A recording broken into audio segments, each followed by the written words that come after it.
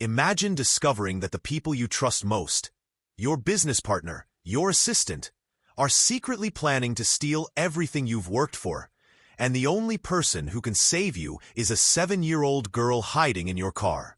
This is the story of betrayal, courage, and a small voice that changed everything.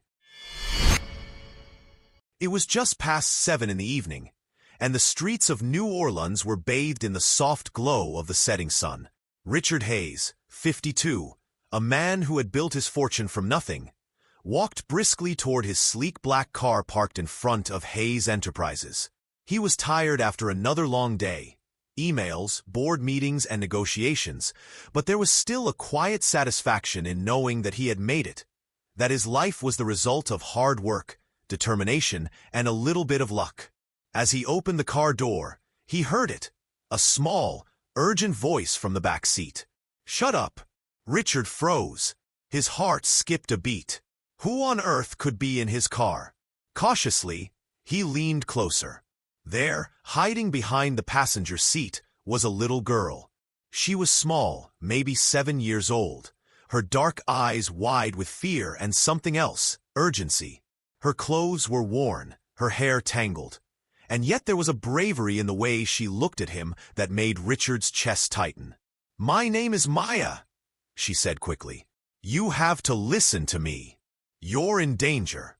"Danger?" Richard asked, his voice calm but tinged with disbelief. "From who?" Maya didn't hesitate. "From Victor and Evelyn. They're going to take everything from you tomorrow. The merger. They're tricking you. If you sign those papers, they'll own your company by the end of the day, and you'll have nothing." Richard's breath caught. Victor Lang was his business partner of over a decade, the man he had trusted with his company, his finances, and countless secrets. Evelyn Carter, his executive assistant, had been with him nearly as long, handling everything from confidential documents to meeting schedules. The thought that they could betray him seemed impossible, until he looked into Maya's eyes and saw something he couldn't ignore: pure honesty. "Why should I believe you?" he asked, lowering himself to her level. Maya took a deep breath. "Because I heard them. I was hiding in your office. I've been there before. It's my shelter when there's nowhere else to go. I know it sounds crazy, but it's true. They've been planning this for years. They think you're gullible. They laugh about how you'll have nothing tomorrow." Richard's mind raced.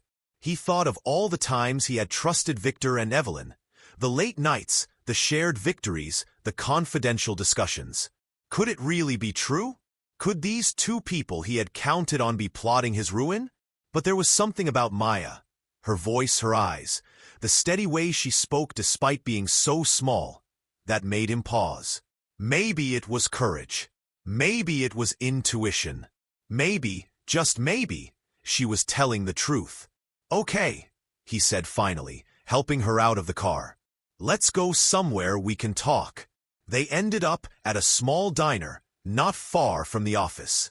The smell of coffee and fresh bread filled the air, and for a moment, the outside world faded. Maya climbed onto a booth seat, wringing her hands nervously. "They think you're a fool," she said quietly. "Victor and Evelyn have been embezzling money for years. Shell companies, fake invoices, secret accounts, everything. And tomorrow, they plan to cover it all up with the merger. If you sign those papers, it's over." Richard sat across from her, listening intently. Each word she spoke felt like a weight pressing on his chest, but also like a spark, something that stirred a part of him he hadn't felt in years. A part that knew he had to fight, not just for himself, but for truth, for justice, and now, maybe even for this little girl who had appeared out of nowhere to warn him. "Why, oh why are you helping me?" Richard asked softly. Maya's eyes glistened. "Because someone has to. Someone has to tell you before it's too late. I may be small, but I know when people are wrong, and I can't just watch it happen."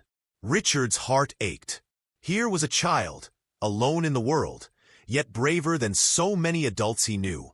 Her courage, her selflessness, touched something deep inside him. For the first time that evening, he felt hope. A fragile, fragile hope, but hope nonetheless. As they talked, Richard realized the truth of her words. The betrayal ran deep. Victor and Evelyn had access to everything. Finances, passwords, confidential documents. For over a decade, they had been quietly planning, waiting for the perfect moment. And now, with the merger looming, they believed they had him cornered. Richard made a decision, one that surprised even him. "Maya," he said, "I'm going to trust you. We'll stop them together." Her eyes widened, a mixture of fear and determination. "We have to be careful," she whispered. "They'll never see it coming." And in that quiet diner, over cups of coffee and with the hum of the neon lights above, a pact was formed. A pact between a self-made millionaire and a homeless child who knew more about courage than most adults ever would. A pact that would change both of their lives forever. Outside, the night deepened, and the streets of New Orleans were quiet. But inside that small diner, plans were beginning, courage was growing, and the first steps toward justice were quietly being set in motion. Richard looked at Maya and knew, with an unusual certainty, that the world was about to change, for him, for her, and for everyone who believed in truth over deceit. And somewhere deep down, he realized something else. Sometimes, salvation comes in the smallest voices, from the places you least expect. The morning sun spilled over New Orleans in golden streaks, illuminating the city with a quiet promise. Richard Hayes sat in his office, staring at the skyline beyond the glass windows. His mind, however, was far from the beauty outside. It was crowded with questions, doubts, and a simmering anger he hadn't felt in years. Maya sat on the edge of his leather chair, her small hands folded neatly in her lap. Though she had barely slept the night before, her eyes were sharp, alert, filled with a determination that belied her 7 years. Richard looked at her and felt a strange mixture of awe and gratitude. How could someone so small carry such courage? "Richard," Maya said softly, breaking the silence, "we can't wait. They could try to trick you today, tomorrow, anytime. We need proof. Real proof. Not just words." Richard nodded. He had already realized that trusting Maya wasn't enough. Victor Lang and Evelyn Carter were cunning, careful, and ruthless. If he wanted to protect his company, he needed evidence. Irrefutable, undeniable evidence that would expose them and their years of deception. He picked up the phone and dialed a number he hadn't used in years. A few rings later, a familiar voice answered. "Gabriel Torres," the man said, deep and measured. "Richard, I haven't heard from you in a long time." "Gabriel," Richard replied, his voice steady despite the tension in his chest. "I need your help. It's urgent." Gabriel listened quietly as Richard recounted everything Maya had told him. The hidden conversations, the betrayal, the upcoming merger. He didn't interrupt, didn't question. When Richard finished, there was a long pause. "You were right to call me," Gabriel finally said. "And you were right to trust her. This goes deeper than you think. I'll start digging immediately." The next few hours were a whirlwind of activity. Gabriel had old contacts in banks, law firms, and even government offices. Within a day, he uncovered a web of deceit so vast it made Richard's head spin. Shell companies, falsified accounts, secret transfers, invoices that led nowhere, and contracts with forged signatures. All orchestrated by Victor and Evelyn over more than a decade. Richard felt a chill run down his spine. These were not simple acts of greed. They were calculated, systematic, and cold. The people he had trusted the most had been quietly siphoning off millions while pretending to be loyal. And tomorrow, they thought they would make their biggest move yet, laughing as they left him with nothing. Through it all, Maya never wavered.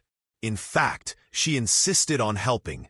"I can hide in the office during the meeting," she said, her voice firm. I can record everything they say. You'll see, they'll tell us exactly how they plan to do it." Richard looked at her, feeling a mixture of worry and admiration. "Maya, it's dangerous. You're just a child." "I know," she said simply. "But I have to. I want to help." Her courage ignited something in Richard. Perhaps it was the realization that the people who had truly betrayed him weren't always the ones he expected. Sometimes, the smallest voices could carry the loudest truths. They spent the rest of the day planning. Richard and Gabriel mapped out every possible scenario. Victor and Evelyn were arrogant. They assumed he was gullible, that he would sign without question. But Richard had learned something important from Maya. Trust could be wielded strategically. If he played his cards right, he could turn their confidence into their downfall. That evening, Richard walked Maya home, or rather, to the place she had been staying secretly, a small abandoned storage room near the office building. Though humble, it was her sanctuary, and she greeted him with a shy smile that reminded him why he had decided to trust her. "You're brave," he said, crouching down to meet her eyes. "Braver than I ever was at your age." Maya shrugged, trying to look modest, but her eyes sparkled. "I just don't like seeing people get hurt for no reason," she said. "Especially you." Richard's throat tightened. He realized that for the first time in a long time, he wasn't just protecting his company. He was protecting something much more fragile and precious. A child's trust, her courage, her belief that doing the right thing mattered. As he walked back to his apartment that night, Richard reflected on how life had a strange way of teaching lessons. Betrayal, he realized, was not always about vengeance or anger. Sometimes it was about awareness, seeing the truth clearly and acting with courage, even when it frightened you. And somewhere in the shadows of the city, Victor Lang and Evelyn Carter were preparing for the meeting, confident that they had won. They didn't see the quiet storm gathering against them. A storm that carried the voices of truth, courage, and justice. Richard knew one thing for certain. Tomorrow, nothing would ever be the same. And deep down, he felt grateful to Maya, to fate, and even to the betrayal itself. Because sometimes, the darkest moments lead to the brightest revelations, and the smallest voices can change everything. The morning of the merger arrived with a tense, almost electric atmosphere. The sky over New Orleans was gray, the streets slick from an overnight rain. Richard Hayes felt a weight pressing on his shoulders, heavier than the briefcases he carried to the boardroom. Everything depended on the next few hours. Everything he had built, everything he cared about, including Maya, was on the line. Maya, despite being only 7, stood beside him as they entered the towering glass building. She clutched a small recorder, the device that would capture every word of Victor and Evelyn's betrayal. Her small hand in his felt like a tether to hope, a reminder that courage and truth were on his side. Victor Lang greeted him with a wide, practiced smile, shaking his hand as though nothing had changed. Evelyn Carter, elegant and precise as ever, handed over a stack of papers with an air of professionalism that barely concealed her smugness. "Everything's ready, Richard," Evelyn said smoothly. "The Japanese investors are expecting a signature today. It's all set." Richard nodded, masking the storm inside him. He and Gabriel had gone over every detail. Now it was time to play the final move. Every confident word from Victor and Evelyn was a thread they didn't realize was about to unravel. The meeting began in the gleaming boardroom. Investors, lawyers, and executives sat around the massive oak table, unaware that a carefully plotted betrayal was about to be exposed. Victor spoke first, praising the company, Richard, and the exciting merger. Evelyn smiled and handed over the documents for signatures. Richard took the papers, pretending to read them carefully. His heart pounded, but his expression remained calm. Maya, hidden slightly behind a chair, pressed the record button. Her small body shook slightly, but her eyes were sharp, absorbing every detail. Everything looks in order, Victor said, his tone oozing confidence. Just sign here, and the deal is done. You'll see, Richard. It's a beautiful outcome for everyone. Richard looked up, fixing Victor with a steady gaze. Before I sign, there's something you need to see. He pressed a button on his laptop, and a projector flickered to life. On the screen appeared bank statements, contracts, and records that exposed the shell companies, the embezzled millions, and the falsified invoices. Gasps echoed around the room. Victor and Evelyn's faces went pale. Gabriel Torres stepped forward, a folder of evidence in his hands. Victor, Evelyn, these documents prove your plan. Every transfer, every forged contract, it's all here. Federal investigators are on their way. Maya, her small voice trembling with courage, stepped from behind the chair. And I recorded everything you said about laughing at Richard and taking his company. Now everyone knows the truth. Victor stammered, trying to maintain composure, but the weight of the evidence was undeniable. Evelyn clutched her papers, realizing the game she had thought so carefully planned had collapsed around her. Federal agents arrived moments later, quickly taking Victor and Evelyn into custody. The room was silent, heavy with the shock of betrayal exposed. Investors murmured, lawyers scribbled notes, and Richard finally allowed himself a deep, steadying breath. He looked down at Maya, who was now standing beside him with wide eyes and a small, proud smile. "You did it," he whispered, his voice thick with emotion. Maya shrugged, trying to appear modest. "I just helped," she said softly. Richard shook his head, marveling at her courage. "You did more than help. You saved this company, and maybe even me." For a long moment, father and daughter, or perhaps soon-to-be family, stood together in the middle of the boardroom. The chaos of betrayal transformed into a quiet triumph. Richard realized that the truth, no matter how fragile or small the voice that carries it, always finds a way to prevail. Later that evening, after the news had spread and the building had emptied, Richard sat in his office, looking out over the city. He thought of Maya's bravery, her insistence on helping, and the way she had seen through deceit that had fooled even the most seasoned adults. "I owe you more than I can ever say," he whispered. Maya smiled, a little shyly. "I'm glad it worked." Richard felt something shift inside him, a quiet understanding that life sometimes gives you gifts in the most unexpected forms. Maya, a little girl who had no one, had changed everything.